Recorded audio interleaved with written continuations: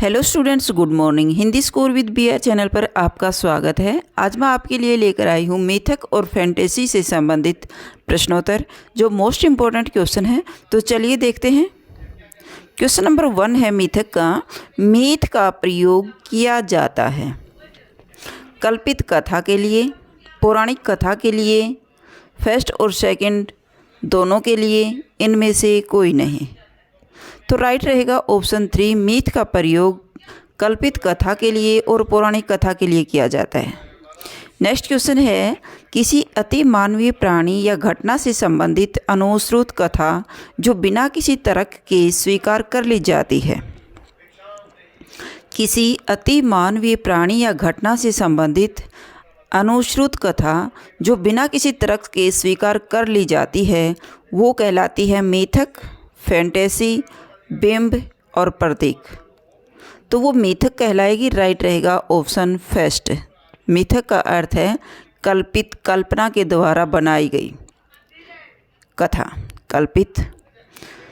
तो राइट रहेगा first option मिथक। मिथक की विशेषता है अति मानवीय प्राणी या घटना का उल्लेख, मानवेतर कथा, लोक विश्वास पर आधारित या उपर्युक्त सभी। तो राइट रहेगा ऑप्शन 4 उपर्युक्त सभी। नेक्स्ट क्वेश्चन है मिथक का संबंध है चेतन मन से, अर्धचेतन मन से, अचेतन मन से, इनमें से कोई नहीं। मिथक का संबंध अचेतन मन से है। राइट रहेगा ऑप्शन 3। नेक्स्ट क्वेश्चन है कविता में मिथकों का प्रयोग सायास नहीं स्वाभाविक रूप से होना चाहिए। उन्हें काव्य का अभिन्न अंग होना चाहिए और उन्हें कवि की दृष्टि से जुड़ा होना चाहिए। ये गुण आने पर ही मिथक कलात्मक बन जाएंगे। उक्त कथन है डॉक्टर नगेंद्र का, डॉक्टर S.S. गुप्त का, डॉक्टर केदारनाथ का या मेलार्मे का। तो राइट रहेगा ऑप्शन 2 डॉक्टर S.S. गुप्त का। मिथक का सामान्य अर्थ है पशुओं से संबंधित कथा, ऐतिहासिक कथा, पौराणिक आख्यान या मिथ्या कथा। तो मिथक का सामान्य अर्थ है मिथ्या कथा। राइट रहेगा 4 ऑप्शन। मिथ्या कथा यानी झूठी कहानी या फिर कल्पना के द्वारा बनाई गई कथा। अधिकांश मिथकों का वर्ण विषय होता है वैज्ञानिक उपलब्धियों की सारहीनता प्रतिपादित करना, प्राचीन सामाजिक व्यवस्था की ओर पाठक को प्रेरित करना, जीवन के विकास क्रम की व्याख्या प्रस्तुत करना या प्राकृतिक व्यवस्था तथा ब्रह्मांड की आदिम व्याख्या प्रस्तुत करना। तो मिथकों का वर्ण विषय होता है प्राकृतिक व्यवस्था तथा ब्रह्मांड की आदिम व्याख्या प्रस्तुत करना। राइट रहेगा 4 ऑप्शन। नेक्स्ट क्वेश्चन है मिथकों के उद्भव के संबंध में कौन सा कथन सत्य है। ये मनुष्य की तार्किक और वैज्ञानिक चेतना से उद्भूत होते हैं। ये पहले से ही व्यक्ति के चेतन में विद्यमान रहते हैं तथा अनुकूल परिस्थितियों में उद्भूत हो उठते हैं। ये विश्वजनित मानव संस्कृति की विरासत है, सामूहिक अवचेतन से उद्भूत है। यहाँ जातीय संस्कार व स्मृतियाँ इकट्ठी विद्यमान रहती हैं। उपर्युक्त सभी। तो राइट रहेगा 3 ऑप्शन। ये विश्वजनित मानव संस्कृति की विरासत है, सामूहिक अवचेतन से उद्भूत हैं, जहाँ जातीय संस्कार व स्मृतियाँ इकट्ठी विद्यमान रहती हैं। नेक्स्ट क्वेश्चन है किस चिंतक ने आदिम समाज के मिथकों को बर्बर, अर्थहीन और मूर्खतापूर्ण कहा है। मैक्स मूलर, फ्रेजर, अरस्तु, मेलार्मे का। तो ये मैक्स मूलर का है। राइट रहेगा फर्स्ट ऑप्शन। एरिस्टोटल ने अपनी किस पुस्तक में मिथक शब्द का प्रयोग कथानक, आख्यानमूलक व मनगढ़ंत कथा के लिए किया गया है।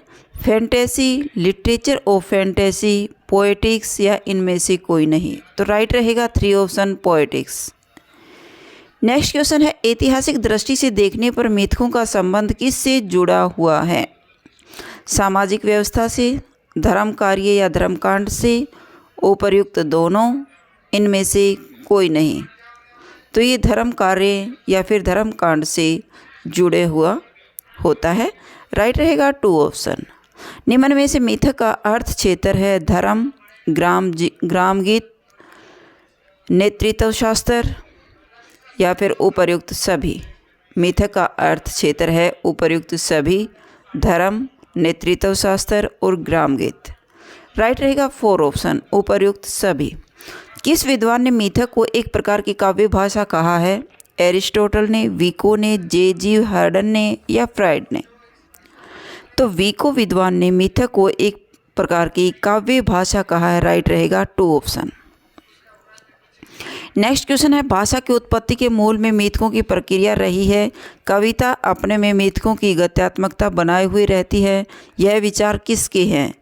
अर्नेस्ट केसीरर के, हर्बर्ट रीड के, फ्राइड के, जे.जी. हर्डर के? तो राइट रहेगा 4 ऑप्शन, जे.जी. हर्डर का। अर्नेस्ट केसीरर के अनुसार भाषा और मिथक एक ही डाल की 2 शाखाएं हैं। यहाँ डाल से तात्पर्य है प्रतीकीकरण का आवेग, अंतःप्रेरणा, फर्स्ट एंड सेकंड दोनों, इनमें से कोई नहीं। तो राइट रहेगा ऑप्शन 3।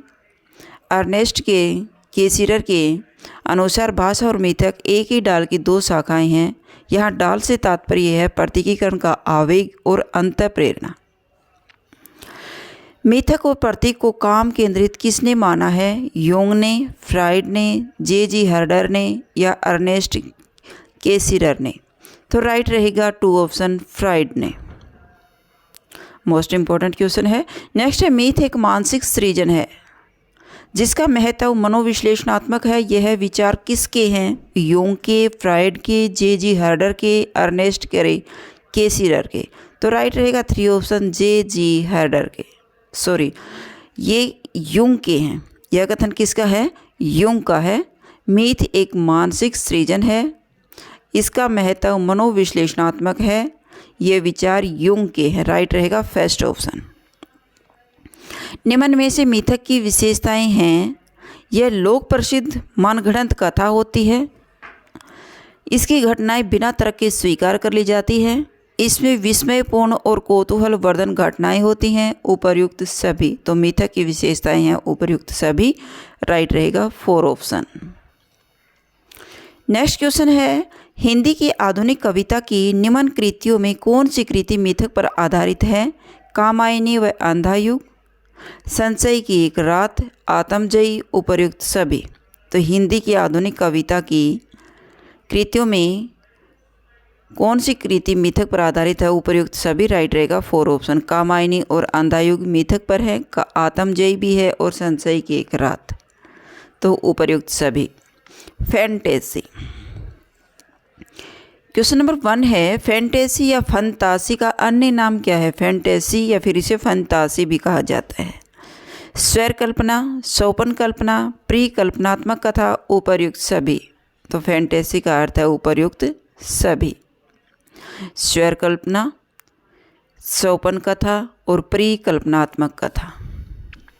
फैंटेसी शब्द का निर्माण फैंटेसिया से हुआ है। यह किस भाषा का शब्द है? अंग्रेजी, फारसी, यूनानी और फ्रेंच। तो फैंटेसी शब्द का निर्माण जो फैंटेसिया से हुआ है वह यूनानी भाषा का शब्द है। राइट रहेगा 3 option. Next and most important question है, फैंटेसिया शब्द का क्या अर्थ है? मनुष्य की एक क्षमता जो संभाव्य संसार की सृजना करती है। मनुष्य की सामान्य क्षमता, मनुष्य की अद्भुत क्षमता, उपर्युक्त सभी। तो फैंटेसिया शब्द का अर्थ है मनुष्य की वह क्षमता जो संभाव्य संसार की सृजना करती है। राइट रहेगा first option. Next and most important question है, दीवा स्वप्नात्मक या दुख स्वप्नात्मक मानसिक बिंब कहा जाता है। मिथक, फैंटेसी, बिंब या प्रतीक? तो ये फैंटेसी कहलाएगा। राइट रहेगा 2 ऑप्शन। फैंटेसी का संबंध है मनुष्य के स्वप्न से, अवचेतन की घटनाओं से, विघटित एवं बेतरतीब घटनाओं से, उपर्युक्त सभी। तो फैंटेसी का संबंध उपर्युक्त सभी से है। राइट रहेगा 4 ऑप्शन। नेक्स्ट है, मुक्तिबोध की कविताओं में प्रयुक्त फैंटेसी का उद्देश्य है मनोरंजन, यथार्थ से पलायन, दोषयुक्त संसार के प्रति नए दृष्टिकोण का निर्माण, फर्स्ट एंड टू दोनों। तो मुक्ति बोध की कविताओं में प्रयुक्त फैंटेसी का उद्देश्य है दोष युक्त संसार के प्रति नए दृष्टिकोण का निर्माण। राइट रहेगा 3 ऑप्शन।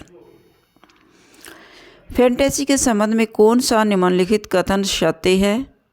सिंगर ने फैंटेसी को संज्ञानात्मक निपुणता कहा। फैंटेसी शोपन चित्र मूलक साहित्य है। फैंटेसी में असंभावी संभावनाओं की प्राथमिकता दी जाती है। उपर्युक्त सभी। तो राइट रहेगा ऑप्शन 4 उपर्युक्त सभी।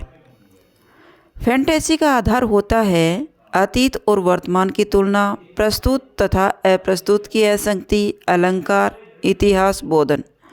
तो राइट रहेगा 2 ऑप्शन प्रस्तुत तथा अप्रस्तुत की असंगति। नेक्स्ट क्वेश्चन है निम्नलिखित में से किसने फैंटेसी को अनुभव की कन्या तथा कृति को फैंटेसी की पुत्री कहा है? तो ये मुक्तिबोध ने कहा, रामविलास शर्मा ने कहा, या देवकीनंदन खत्री ने, या फिर डॉक्टर नोगेंद्र ने कहा? तो ये मुक्तिबोध ने कहा है कि फैंटेसी को अनुभव की कन्या तथा कृति को फैंटेसी की पुत्री कहा जाता है। यह कथन मुक्तिबोध ने कहा था। राइट रहेगा first option. Most important question बनता है, वह कौन सा तत्व जो साहित्य व अन्य कलाओं को शुष्क, नीरस और सौंदर्य विहीन होने से बचाता है? फैंटेसी, प्रतीक, मिथक और बिंब। तो राइट रहेगा फर्स्ट ऑप्शन, ये फैंटेसी है। एक फैंटेसी एक ऐसा तत्व है जो साहित्य व अन्य कलाओं को शुष्क, नीरस और सौंदर्य विहीन होने से बचाता है। फैंटेसी में कैसी संसार की कल्पना की जाती है? रमणीय, आकर्षक, मनोरम या उपर्युक्त सभी? फैंटेसी में उपर्युक्त सभी प्रकार की कल्पना की जाती है। राइट रहेगा 4 ऑप्शन, रमणीय भी, मनोरम और आकर्षक।